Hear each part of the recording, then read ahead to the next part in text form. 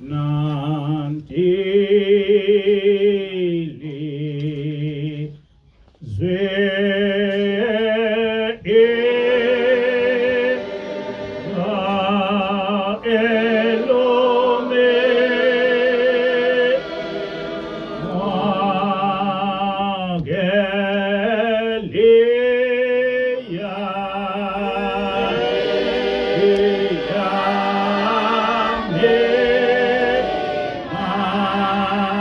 Hallelujah.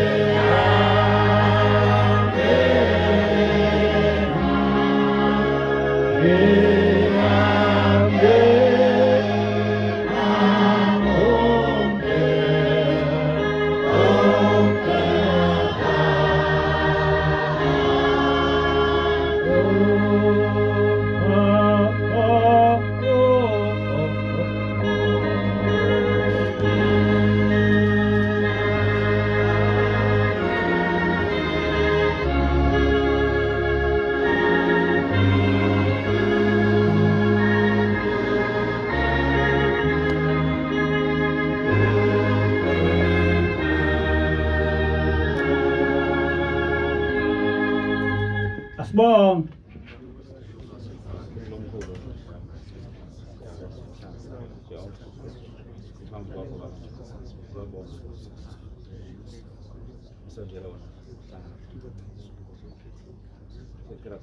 Amen.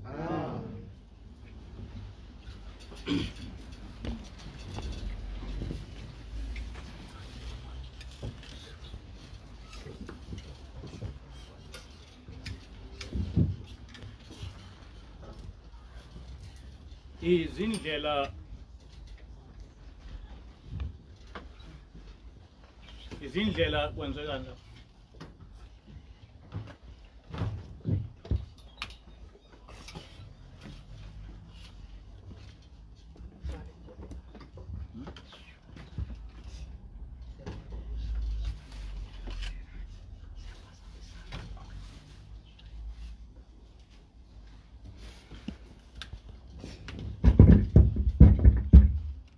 Izindlela zokukholwa zehlukene kaningi.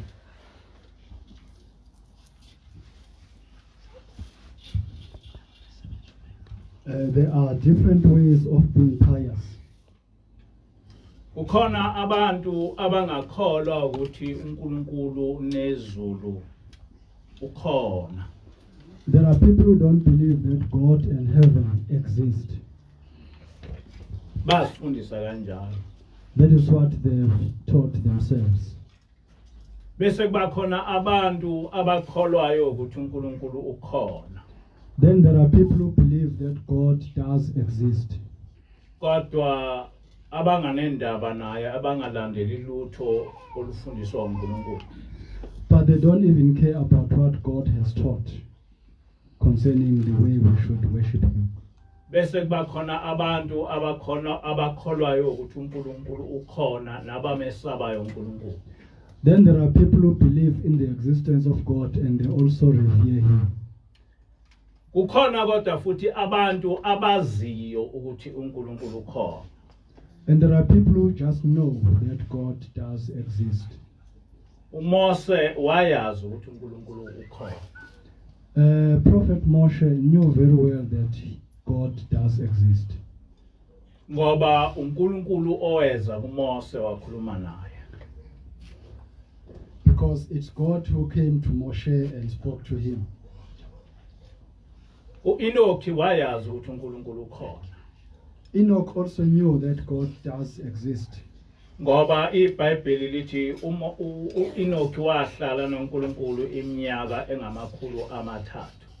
Because the Bible tells us that Enoch stayed with God for 300 years. Noma uthatha yonke imibhalo kaEnoki uyabona ukuthi ngempela wahlala noNkulunkulu.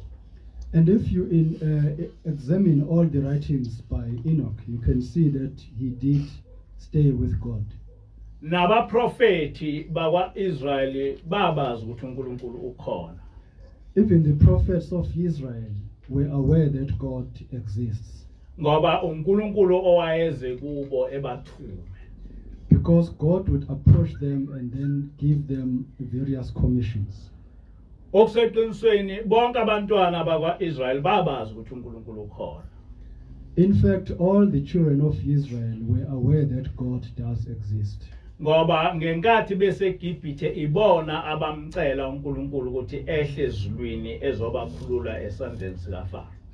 Because while they were still in Egypt or the land of Mizraim, they did ask God to come down and liberate them from Pharaoh's slavery. Umthandazo wabo wawuzwa uNkulunkulu ngoba nempela uNkulunkulu wehla ezulwini wafika eGibhithe wabalwela bebona. God did hear their prayers because he descended from heaven and actually fought against Pharaoh on their behalf. They were aware of that. Ngenkathi uNkulunkulu elwa noFaro babebona bekhona. When God was busy fighting against the Pharaoh, they were there, they were aware what was happening. Bayibona zonke izinto uNkulunkulu wazenza kuFaro babona nabo ebavikela besekhona eGibhithe. They saw everything that God did to Pharaoh and they saw how he protected them while they were still in Egypt. Noma esebakhipha eGibhithe hamba nabo iminyaka engama-40 babembona. Even when he took them out of Egypt, traveling with them for 40 years, they were aware of what was happening. Noma babengasiboni isidumbu sakhe ngoba asibona noMose wayengasiboni. Kodwa babebona ubukhona bakhe.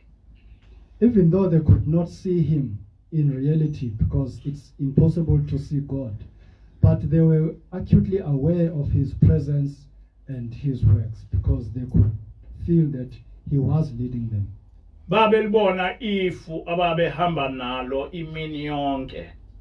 They could see the pillar of cloud that was leading them throughout the day. Babelibona nomlilo ebusuku abakhanyisela bekwazi ukuhamba noma kusebusuku. And they could see that fiery pillar while they were traveling, which could give them light at night. Babekwazi ukuthi uma belambile ehlise ukudla okuvela ezulwini bedle bengalambi. And they were aware that when they were hungry, it's God who actually gave them food from heaven or bread from heaven so that they would not be hungry. Noma bomile wayebanikeza amanzi bengomi. Even when they were thirsty, God would provide them with water so that they could quench their thirst. Noma behlaselwa izizwe ezinye wayebalwela konke lokho kwenzeka bebona. Even when other Gentiles or pagan nations attacked them, they were aware that God was fighting on their behalf. They could see that. Ngakho ke abantwana bakwaIsrael ukwazi ukuthi babekholwa ukuthi uNkulunkulu ukhona kodwa babazi ngoba yonke into yayenziwa uNkulunkulu wayenza phambi kwabo. So we cannot just say the people of Israel believed in the presence of God. They knew very well that God exists because they could see all his divine works. So isizwe sakwa-Israel isizwe sokuqala emhlabeni esa uNkulunkulu owehla weza kuso sambona ukuthi ukhona. So the nation of Israel is the first nation in the world, in the whole world, that first experienced the presence of God because he actually came down and they saw his presence. Okuseqinisweni ngenkathi elethe umthetho wakhe wasezulwini entabeni yaseSinayi bambona futhi. Even when he brought his law or commandments upon Mount Sinai, they did see him. Wabatshela kusasele insuku ezintathu ukuthi ngosuku lwesithathu uzofika elethe umthetho wakhe wasezulwini. He did alert them 3 days before he descended from heaven that he would come down and give them his law. And belindele uNkulunkulu ukuthi efike. And they waited for his arrival. And wafika. And he did arrive. Bambona ehla entabeni. And they saw him when he descended upon the mountain. Ngenkathi ehla besaba. And they became very, very scared of that phenomenon. Ngaleyo ndlela ke asikwazi ukuthi sithi abantwana bakwaIsrael babekholwa ukuthi uNkulunkulu ukhona kodwa babazi ukuthi uNkulunkulu ukhona. Therefore we know that we cannot say the children of Israel believed in the presence of God. They were fully aware. They knew that God does exist. uNkulunkulu ke akagcini ngokufika kuye kubantu njengoba wafika kubantwana bakwaIsrael. God does not just end there, since we know he came to the children of Israel. That is not the only thing that he does. Kwesinye isikhathi uNkulunkulu uyayeza emhlabeni ngokuthuma ingilosi noma izingilosi zakhe. At times he can send his angel or angels, even if he doesn't come down himself. Kuba bonke abaprofeti bakwaIsrael wayeyifikela yena eyikhulumele yena. To all the prophets of Israel, he would personally come to them and speak to them. Kodwa kuMahomet umprofeti uNkulunkulu wathuma ingilosi. But God sent an angel to Prophet Muhammad. Le ngilosi eyafika kuMahomet yahlala isikhathi eside naye angazi ukuthi kwaba iminyaka emingaki kodwa yahlala isikhathi eside. That angel spent many years with Muhammad. I cannot remember how many years he spent with him. Kodwa yayithunywa uNkulunkulu.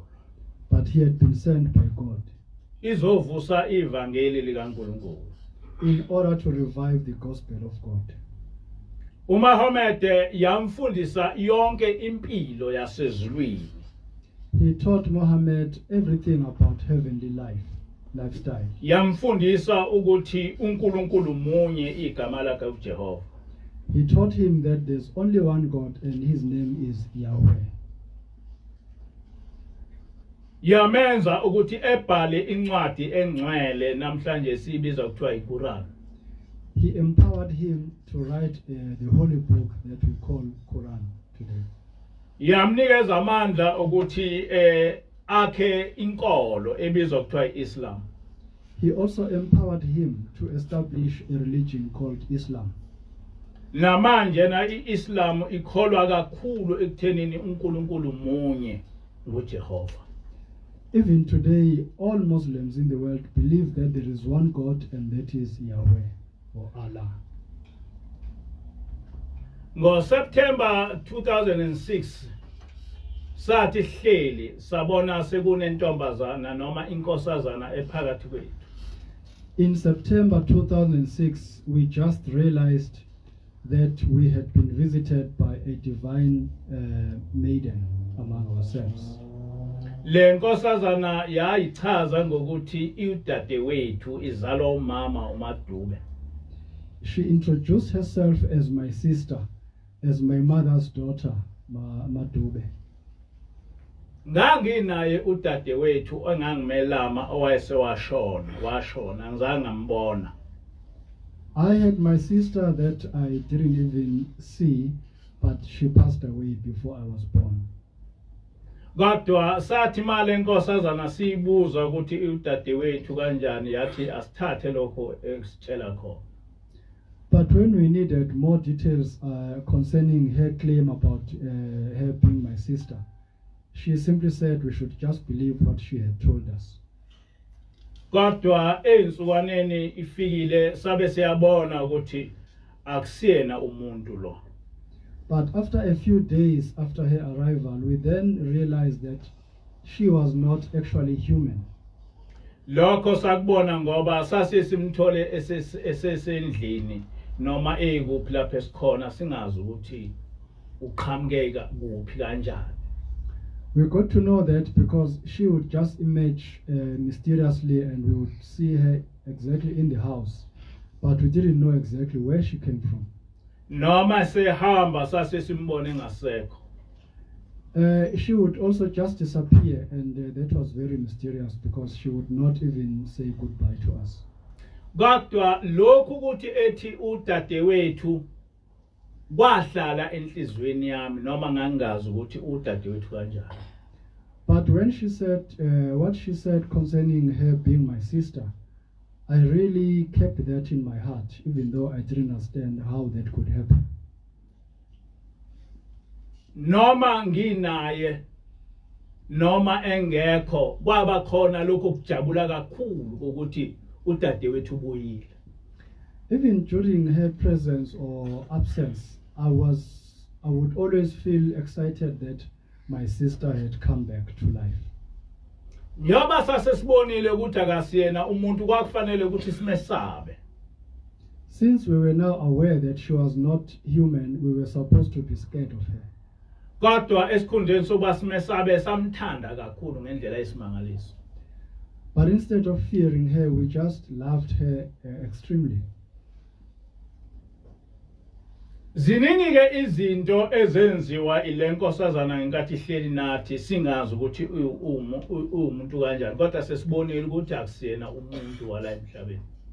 This maiden did many things since she came to us when we already knew that she was not human, but even though we didn't understand how she could come among us while she was not human.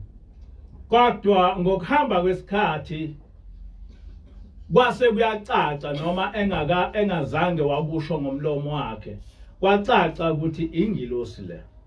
But as time went on, we started to understand that she was an angel, even though she had not explained that to us. Ngo-2010 ilokhu lo muntu sihlale naye ngo-2006 kwathi ngo-2010 wayese eqonda engitshela ukuthi okuseqinisweni uthunyiwe uvele ezulwini uthunywe ukuthi ngizofundisa abantu ngokukhonza uJehova. It was only in 2010 that she actually informed me straightforward that she had been sent from heaven to ask me to teach the people about better ways of worshiping God. Wangitshela ukuthi yonke indlela yokuthi uJehova ufunda ukukhonza kanjani ngizoyithola eBhayibhelini naseyihlabelelweni zomprofeti. She told me that I would discover how to effectively or properly worship Yahweh from the book of hymns and also from the Bible. Nempela ke isihlabelelo zamaNazaretha uShembe wayekhuluma ngoJehova kuzo zonke ngisho nakwimthandazo. And in fact, the prophet Shembe speaks about God almost in all the hymns of the Nazarites. Akagcinanga ngokungitshela nje ukuthi ngifundisa abantu ngendaba ukuthi kufanele bekhonze uJehova. Kodwa wangifundisa yena uqobo lwakhe. She did not just instruct me to teach the people about how to worship God, but she did train me herself. She gave me proper training. kusukela kuyonke leminyaka ube ufika noma kathathu noma kane noma ngazo zonke insuku ezosifundisa indaba yokukhonza uJehova. Since the time we first saw her, she comes almost every day, 2 times or 3 times a week, so that she can teach us about effective ways of worshiping Yahweh. Sihlale nalomuntu wasezulwini iminyaka engaphezulu kweminyaka ewu15. We have stayed with this divine being for more than 15 years now.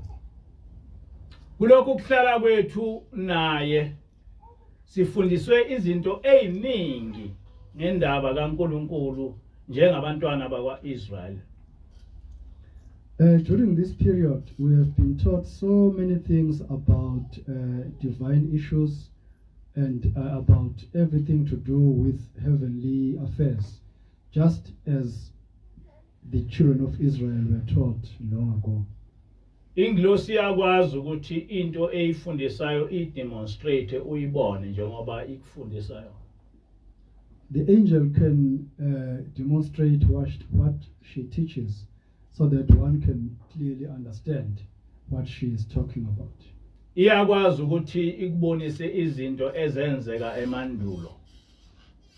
She can show you what happened many years ago.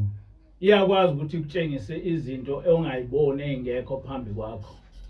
She can show you things that are really not visible.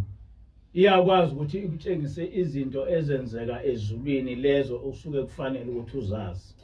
She can also show you what's happening in heaven, only what one is supposed to know about heaven.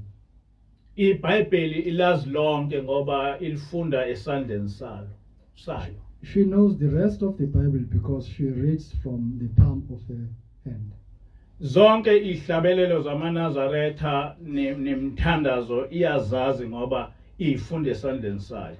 Also, she knows all hymns and prayers of Nazareth because she reads just from her palm. Iyakwazi ukuthi iyayazi yonke into eyenzeka kufika umprofeti uIsaiah etshengisa ukuthi yayikhona.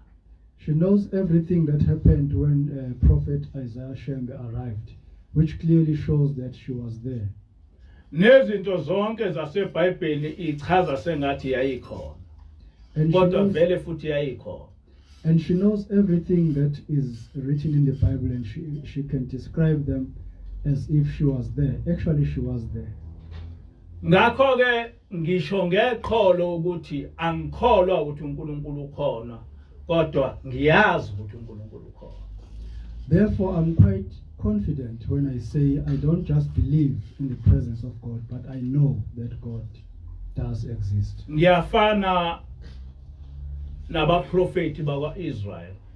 I am like the prophets of ancient Israel. Ngiyafana nabantwana bakwaIsrael. I'm just like the children of Israel.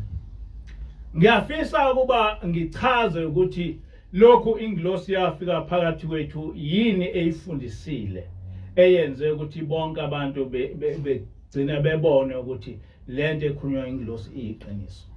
I wish to explain exactly what she taught since she arrived among us, which made people believe that what she was saying was true. Okokuqala yafika abantu abaningi abangamaKristu bethi uJesu uNkulunkulu. First of all, when she arrived, many Christians believed that Yeshua was God. Kodwa ingilosi yafike yakuphika lokho yathi uJesu akasiyena uNkulunkulu, kodwa uJesu uyisithunywa sikaNkulunkulu. But the angel opposed that idea and said, no, Yeshua is not God, but he is a servant or messenger of God. Bonke amaKristu ayilandelayo lezi imfundiso zethu manje na aseshintshile nawakasashi ukuthi uJesu uNkulunkulu, athi uJesu isithunywa sikaNkulunkulu. All Christians who follow our teachings have stopped believing that Yeshua is God. Now they say Yeshua is God's messenger. AmaNazaretha yafika amaNazaretha onke ethi uShembe uNkulunkulu. When she arrived, almost all Nazarites claimed that Shembe is God. Okuseqinisweni abengasho nje uShembe umprofeti noma imuphi umholi obekwayo uyaye beNkulunkulu. Actually, they didn't just confine that claim to Prophet Shembe, but they would attach that title to everyone who would be anointed to lead the church. Kodwa ithema ifika ingilosi yathi uShembe ichaza umprofeti yathi akasiyena uNkulunkulu kodwa uyisithunywa sikaNkulunkulu vele ezulwini njengesithunywa hayi ukuthi yena uNkulunkulu. But when the angel arrived, she clearly explained that Shembe is not God, but he is the messenger that has been sent from heaven. Yathi asingilandele lokho kusho uShembe mayithi uShembe uNkulunkulu igama lakhe uJehova njengoba kubhaliwe ehlabeleni zamaNazaretha. She then instructed us to follow Shembe's teaching where he says God is Yahweh, is not there's no other God. Umdali wezulu nomhlaba. He is the creator of heaven and earth. Ngakho ingilosi njengengilosi eyayifike kwa njengoba uJehova wayichaza abantwana bakwaIsrael ukuthi nguye yedwa uNkulunkulu igama lakhe nguJehova njengokuba futhi wayichaza kufika ingilosi ukuthi uNkulunkulu munye uJehova. Ithe mayisifika futhi ingilosi kuleli bandla yafike yachaza ukuthi uNkulunkulu munye igama lakhe uJehova. Just as Yahweh had explained to us that there is no other God but him. So when the angel arrived, she actually stressed the very same point that there is no other God except Yahweh. Bonke abantu abalandela lezi imfundiso zengilosi nabangamaNazaretha nabangamaKristu sebekufundile ukuthi uNkulunkulu munye igama lakhe nguJehova. Everyone, whether they are Christians or members of the Nazareth Church, everyone who follows these teachings of the angel clearly understand now that there is no other God except Yahweh. Ukuthi uJesu noShembe bazithunywa ikaJehova. And that Yeshua and Shembe are messengers of God. Ingilosi ifike lapha thina njengamaNazaretha singasayilandeli imfundiso zomprofeti wethu umprofeti Shembe ukuthula kube kuye. When the angel arrived here, we had actually abandoned most of Isaiah Shembe's teachings, peace be upon him. Okokuqala yikho lokhu kokuthi uShembe uNkulunkulu ngoba umprofeti akazange wakufundisa lokho. Our first mistake was that we claimed that Shembe is God because Shembe himself never taught that. Okwesibili ukuthi siyeke ukuthi silandele indaba imithetho kaNkulunkulu kodwa sifundisa abantu ukuthi abakhonza amadlozi bebe izangoma. Secondly, we had stopped teaching the people that they should observe God's law, but we had taught them to actually venerate ancestral spirits and also become diviners if possible. Ingilosi ifike yalwa kakhulu naleyo nto.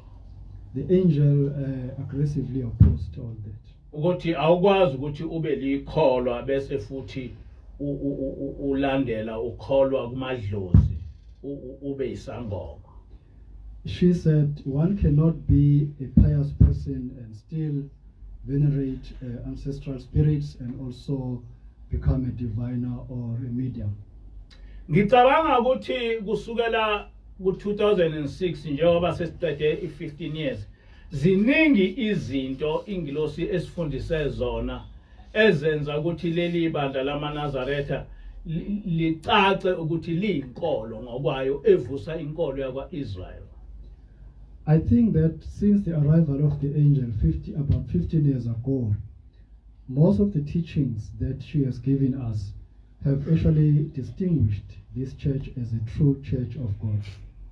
Siyazi ukuthi emva kwaJesu inkolo kaJehova yaphela yaqedwa ama-Romans noma ama-Gentiles. We know that after the ascension, many years after the ascension of Yeshua, the faith system of Israel was abolished by Gentiles or Romans.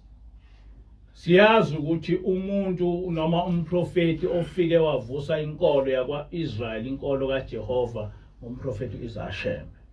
And we know that only Prophet Isaiah Shembe is the one who came and resuscitated this faith system.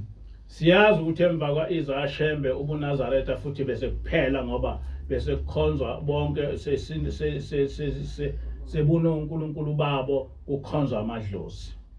And we do know that after Shembe himself, this Nazarite faith was actually nearing its fatal end, because we had created our demigods and we were also worshipping ancestral spirits.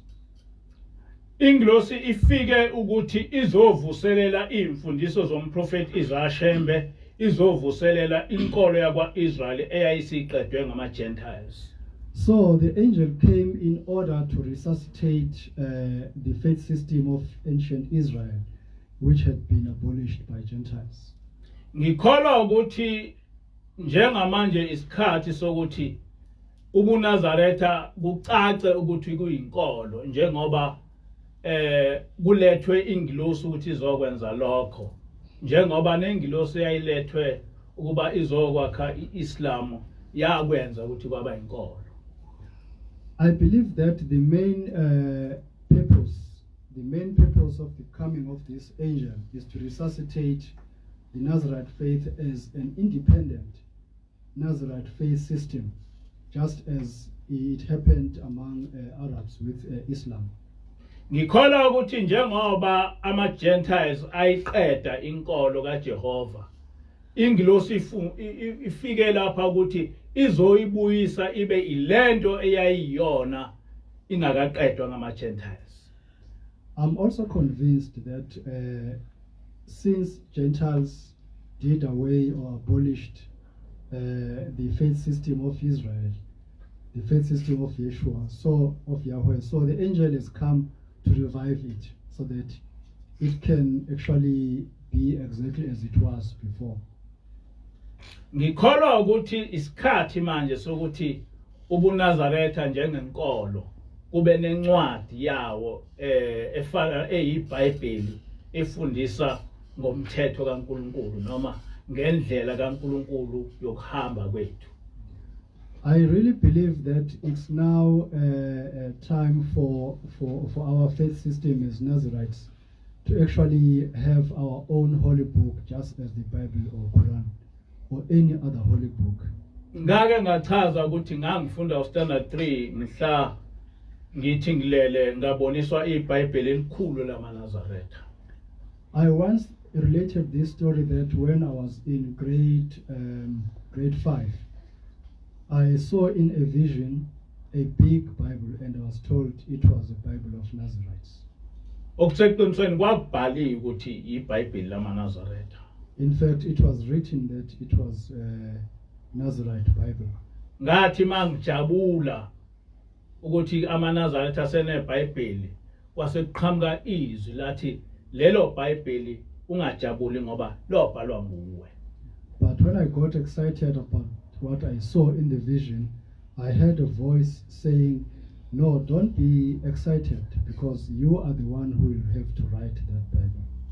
Ngicabanga ukuthi ke njengoba uNkulunkulu elethe ingilosi phakathi kwethu, sekuyisikhathi sokuthi sicabange ukuthi iBhayibheli lobuNazaretha siliqala kanjani. I'm also convinced that since God has brought his angel among us, it's now time for us to start thinking how we can start writing the Bible of Nazarites. Sizoba nethimu ezohlala phansi ibhunge ngokuthi leli iBhayibheli kufanele lime kanjani. We will have a team that will discuss very thoroughly how this Bible should be compiled. Ngicabanga ukuthi nginabantu abanele ukuthi bewuqale lo msebenzi kaNkulunkulu. I think that I have enough people who can start this this job. Lobo mNazaretha koba ubuNazaretha obuqondile obohamba umhlaba wonke mhla kwabaneBhayibheli labo. This Nazarite faith can become a very strong and straightforward faith once we have written that Bible, that is Nazarite Bible. Ngoba leli iBhayibheli lo wakhiwa ngendlela ukuthi umuntu mayeselifundile eqonde ukuthi ubuNazaretha buyini. Because this Bible will be compiled in such a way that whoever will come across it will clearly understand what Nazarite faith is all about. Ngoba leli iBhayibheli lo wakhelwa phezu komthetho kaMose nezimfundiso zabaprofeti nezimfundiso zikaJesu nezimfundiso zomprofeti uIsaiah. Because this Bible will be founded upon the teachings of all prophets, including Moshe, Yeshua, and Shembe. And ngoba zonke lezi imfundiso kusukela kubaprofeti bonke bakwaIsrael nakuJesu nakuShembe zimfundiso engaphikisana. Because all these teachings from the prophets up to Yeshua and Shembe, they clearly don't contradict each other. Ngiyacela ukuthi uNkulunkulu ngingahambe emhlabeni lo msebenzi ngingawenzanga. My request is that I should not depart from this planet before I accomplish this noble task. Ngiyababonga bonke abantu abalizwile lelizwi elifike nengilosi babona ukuthi iqiniso likaNkulunkulu likuphi. I commend all people who responded positively to the message that has been brought by this angel, who clearly showed us how to live according to the truth that God has taught us. Sisaqalile nje le ndaba kaNkulunkulu kodwa siyanayo inkulu kakhulu kunento enicabangayo noma esicabangayo sonke. We have just started this huge task, but it's going to have a very wide effect. It's going to become something that we have never imagined. Ngithe isihloko salentshumayelo yanamhla sithi intando kaJehova mayenziwe emhlabeni. I said the topic of this sermon is let the will of God be done on earth. Uma sithi intando kaJehova mayenziwe emhlabeni sisho ukuthi umthetho noma inqubo yokukholwa esinikezwe uJehova ayibonakale yenzeka emhlabeni. When we refer to the will of God, we actually mean God's law or commandments. We would like all these commandments to be visible, people to abide by them. Le nkulumo yaqhamuka noJesu. This is what Yeshua himself said. Okuseqinisweni amaKristu ahlale ethandaza ekhuluma lento. In fact, Christians always pray about this. Kodwa athi ethandaza ukuthi ayenzeke kodwa futhi iwona angayifuni kakhulu. But while they say that it should be done, they actually don't like it. Ngiyafisa ukuthi namhlanje na ngichaze ukuthi uNkulunkulu ukhonzwa kanjani. Today I wish to explain how God is supposed to be worshipped. Sengishilo ukuthi la angikhulumi ngento engiyikholwayo kodwa ngikhuluma ngento engiyaziyo. I've already explained that I'm not just talking about what I believe, but I'm talking about what I know. Ngoba ingilosi sihlale nathi isifundisa yonke into esuke siyifunde eBhayibhelini, isifundisa yonke into eyayisuke ikhulunywa umprofeti ngendaba yokukholwa. Because the angel has spent all these years teaching us about what we always read in the Bible and what worshiping God is all about. Ukukholwa kuqala emzimbeni wakho. Worshiping God or being pious begins with your own body. Ngoba uma uthatha ukukholwa umzimba wakho akuba umzimba wakho kodwa kuba yithempeli likaNkulunkulu. Because when you accept being pious or accepting this faith system, your body does not belong to you, but it becomes God's temple. ngaleyo ndlela ke yonke into oyenzayo okokuqala uhlonipha uNkulunkulu ngomzimba wakho. Therefore, the first thing that you do is to actually honor God through your own body. Awuyenzi into emzimbeni wakho othena uNkulunkulu akayifuni. You don't do anything on your body that God has said is not good. uNkulunkulu wathi kuDeuteronomy 14 wathi singawagunda amakhanda ethu. In the book of Deuteronomy chapter 14, he said we should not cut or shave our hair. Kulevi 19 from verse 27 kuya 28 uNkulunkulu wathi singayigundi inwele zethu emaceleni, singagundi ilevu zethu emaceleni, singazigcabi, singazidwebi. In the book of Leviticus chapter 19 verses 27 to 28, God clearly says there we should not cut our hair or actually trim our hair on the sides of our heads. And we should also not trim our beards, and we should also not write or put tattoos on our bodies. Into yokuqala okufanele ukuthi ubonakale ukuthi ungumntwana kaNkulunkulu ileyo ukuthi lezo zinto othena uNkulunkulu ungazenzi uyazenza yini. That is the first requirement. Everyone should know that whatever God has said you shouldn't do, it should be clear that indeed you don't do that. Kodwa usathane ngaso sonke isikhathi uyaye ukuthi ma uNkulunkulu eshaya umthetho ukuthi into ethiza abantu bengayenzi bese usathane ebatshela ukuthi abayenze. But whenever God makes his law prohibiting his people from doing something, then the devil will come and say, no, it's okay, you can go on and do it. And abantu beyiyeke lena esho uNkulunkulu belandele lena esho Satan. And the people will all of a sudden ignore what God has said and actually follow what the devil has said. Ngijwayele ukusho ukuthi eminyakeni yo1960 kwavela umuntu owathi uyisatanist wasungula ibandla isatanism. I often explain that in the 1960s there's a person who emerged from somewhere and claimed that he was a Satanist, and he also established a church. Lo mlungu lo kwakulavey ngicabanga ukuthi wakwenza lokho eAmerica. That person was Anton LaVey. I think he did that in America. Mhla evula ibandla lakhe waqhamuka ephuce ikhanda kodwa efake ukhololo. When he officially inaugurated his own church, his head was completely shaven, but he had a clerical collar on him. Ngaleso sikhathi kwangaziwa ukuthi umuntu umfundisi engasheva ikhanda lakhe.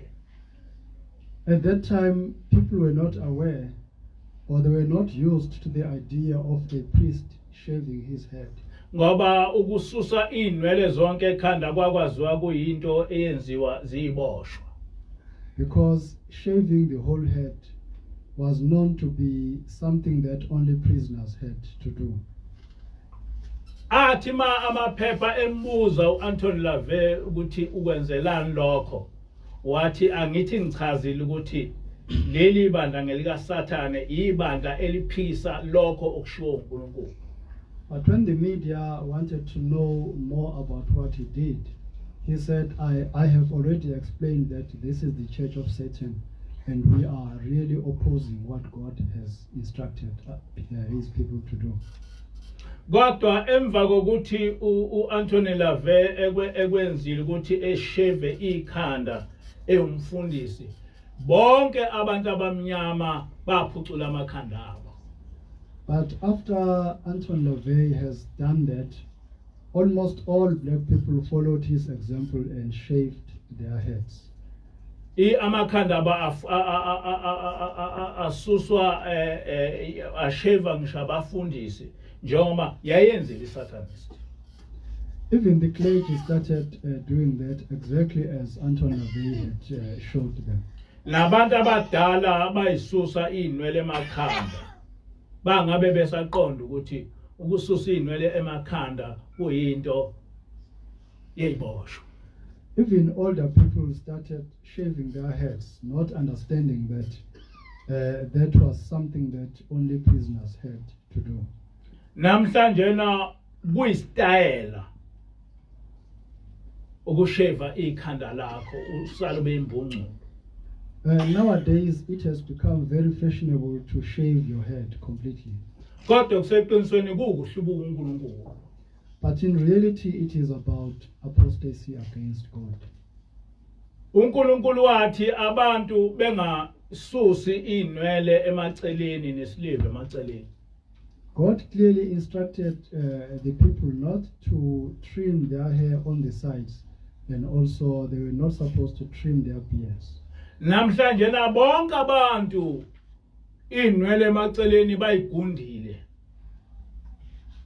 But today, almost everyone has cut the hair on the sides of their heads. Bayikhatha inwele bese beyishiya ngaphezulu bengayikami. And then they leave some of the hair on top of the head, and they don't even use a comb to look nice. Bathi lokho kuyifashion. And they say that is fashionable. Kodwa okuseqinisweni kukuhlubuka uNkulunkulu. But in actual fact, it's about apostasy against God. Ingilosi la ekhaya yafike yasitshela ukuthi esontweni sifake ishirt elimhlophe nebhlukwe elimnyama nothayi. When the angel arrived here, she told us clearly to wear white shirts, black trousers, and a tie, necktie. Kodwa kwatholakala abantu abaningi befaka amabhluku amnyama abampintshayo. But many people were found wearing these tight fit trousers. Ingilosi yayisiyasibiza ithi tshelani la amaNazaretha ukuthi engabafaki lamabhluku kanje. Uma engasekho idolo funani i-tailor ezokwenza amabhluku a-classic. And the angel actually warned us and instructed us to tell the people not to wear such shameful trousers. And if they were not available in shops, the people had to find a tailor to actually make classic trousers. Ngase ngiyabuza mina ukuthi lamabhlukwe inkinga yawo yini. And then I wanted to know from her what the problem was about these tight fit trousers.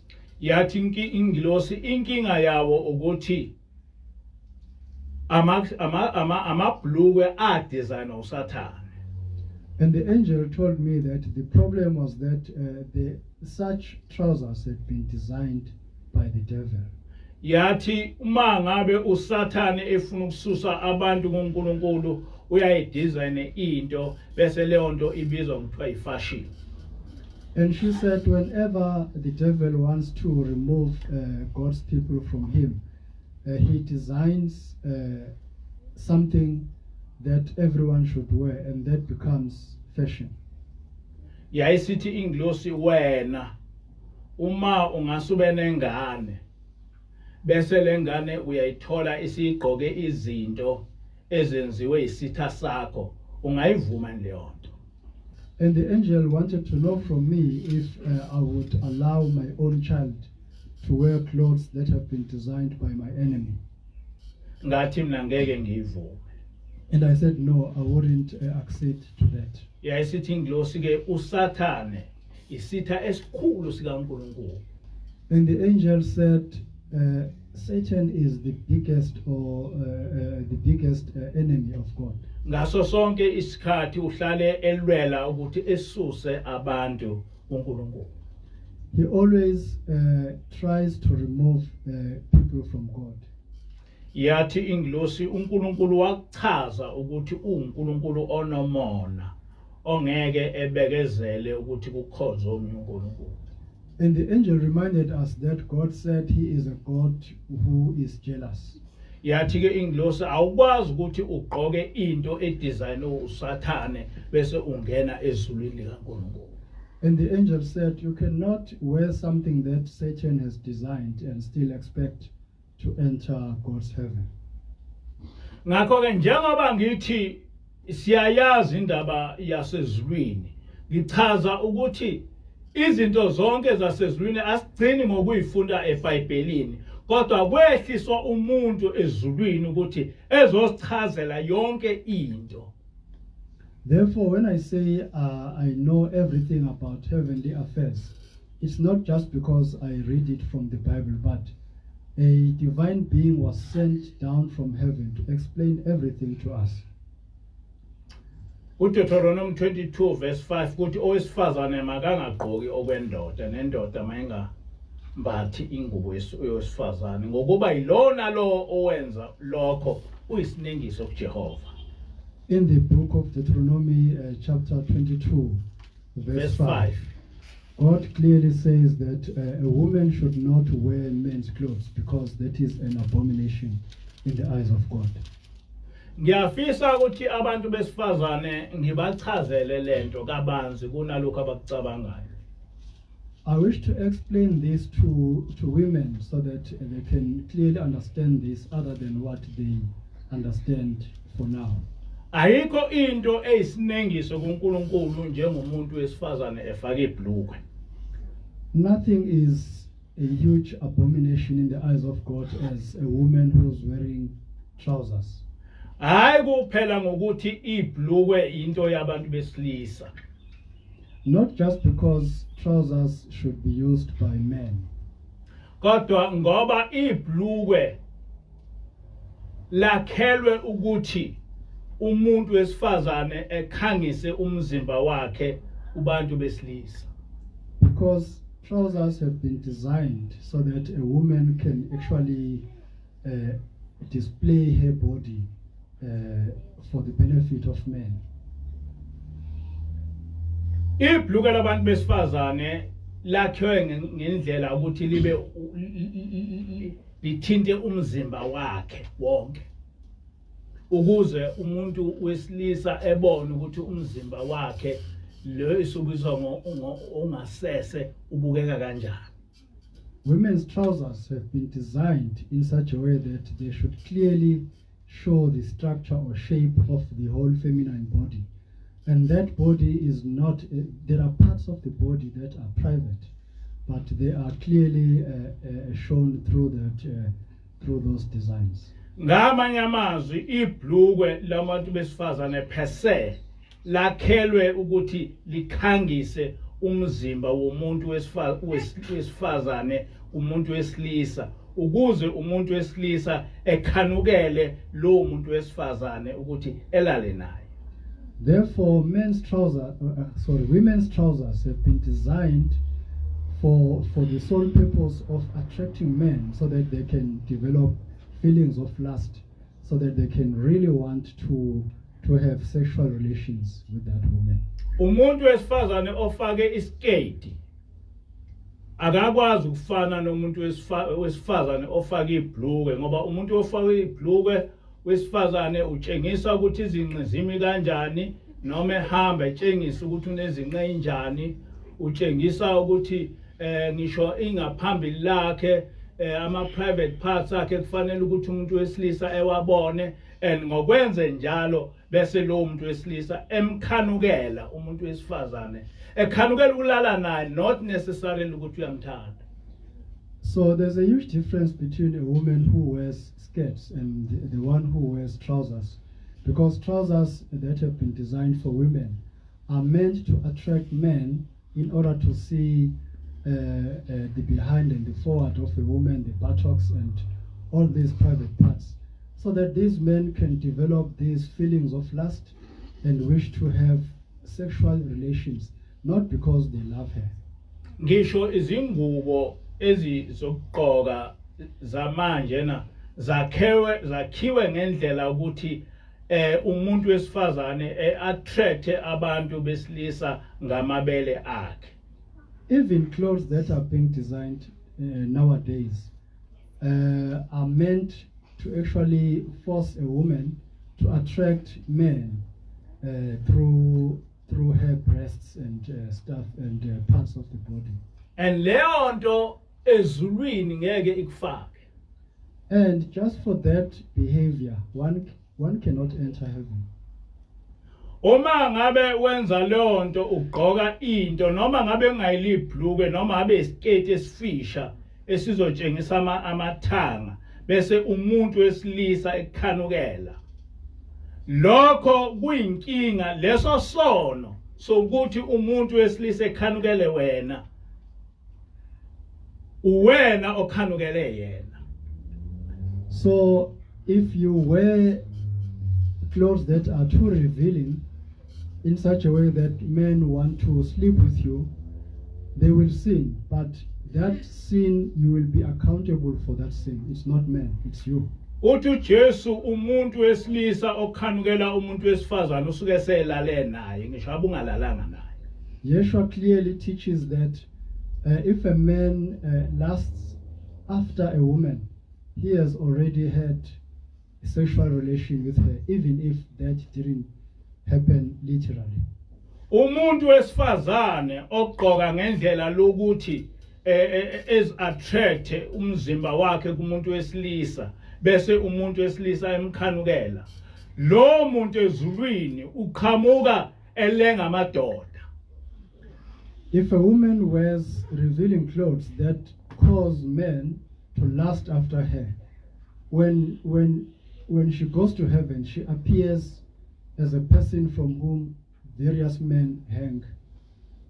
If noma ngabe ungazange walala namadoda kodwa indlela wena ogqoke ngayo ikhanga amadoda ukuthi efuna ukulala nawe, uwena owenza ukuthi lawo madoda efuna ukwenza lokho. Ngakho ke ngenkathi wena umphefumulo wakho ufa uyoqhamuka ulenga amadoda okade ulala namadoda amaningi noma ngabe ungalalanga nawo.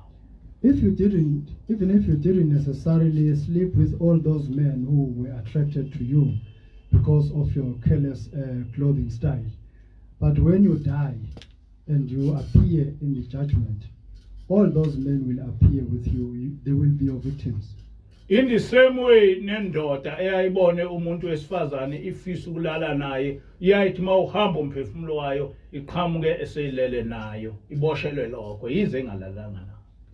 Even a man who lusts after a woman will actually appear with that woman after his death, even if he didn't literally sleep with her. Njengoba ngishilo ukuthi sihlala nengilosi, siyayazi ukuthi ingilosi ngaso sonke isikhathi ingilosi eziningi ziba abantu besifazane.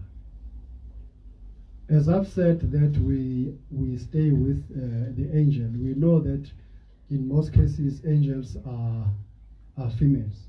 Ngisho ithombeni angaze ngibone ingilosi yomuntu wesilisa kodwa isikhathi esiningi ingilosi ziba abantu besifazane. Angisho ukuthi azikho ezesilisa kodwa nje isikhathi esiningi ingilosi zingabantu besifazane. Even in images, I've never seen angels that are males. In most cases, angels are females. Ngiyayazi ingilosi ukuthi igqoka kanjani, ngiyazi ukuthi ezulwini igqoka kanjani umuntu wesifazane. I know the angels' clothing style, so I can see heavenly clothing style through just observing this angel. Ngaso sonke isikhathi ingilosi igqoka ingubo ende eshaya phansi, awukwazi ukuthi ubone inyawo zengilosi ngoba ingubo yayo ishaya phansi. Every time the angel wears clothes that reach the heels, so you cannot even see her feet. Awukwazi ukusho noma ifake icathulo noma ayifakile. You can't even say if she is wearing shoes or not. Ekhanda imboza ngengubo emhlophe, le ngubo emhlophe futhi iyembathe igcwale umzimba wonke. She covers the head with a white veil, and the same veil will also cover the whole body.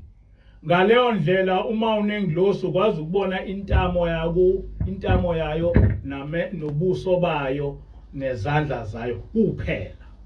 Therefore, the only things that you can see when you are with the angel is her face, eyes, and hands, and nothing more. Awukwazi ukubona ingalo zayo. You can't even see the arms of the angel. Awukwazi ukubona amabele ayo. You can't even see her breasts. Ngoba ifake ilokhuza inansuka. Because she's wearing that holy veil. Le nansuka lena ayikwazi ukuthi kwenze ukuthi ubone ukuthi ingilosi inamabele kanjani. This veil doesn't show the shape of the angel's breasts. Le ndlela yokugqoka indlela yasezulwini. This is the heavenly style of clothing. Okufanele ukuthi thina sila emhlabeni siyejwayele. And we should get used to this style of clothing while we are still here. Angisho ukuthi singagqoka njengengilosi exactly. I'm not saying that we should follow exactly what the angel is doing. Kodwa into ebalekile ukuthi umuntu wesifazane okuleli ibandla noma olandela indlela kaNkulunkulu ofuna ukungena ezulwini ufanele egqoke ngendlela ukuthi umzimba wakhe unga-attract umuntu wesilisa.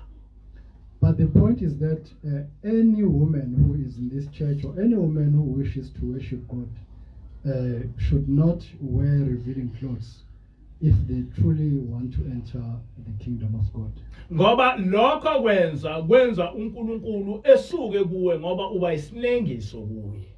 Because if you keep on doing that, you will force God to leave you, to move away from you, because you will surely become an abomination to him.